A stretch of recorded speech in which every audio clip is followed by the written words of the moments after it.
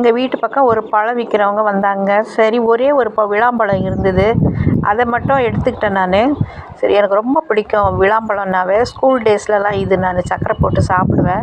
ரொம்ப ஆசையாக உடச்சி நான் பார்த்தேன்னா அதில் பார்த்தீங்களன்னா அப்படியே எல்லாம் பூசணி பிடிச்ச மாதிரி இருந்தது. அடக்கடவுளே, ரொம்ப ஆசையாக வாங்கினேனே, அது ஒன்றே ஒன்று தான் இருந்தது. இன்னும் 2 இருந்தால் வாங்கியிருப்பேனேன்னு நினச்சி ரொம்ப மனசு கஷ்டமாக போச்சுங்க.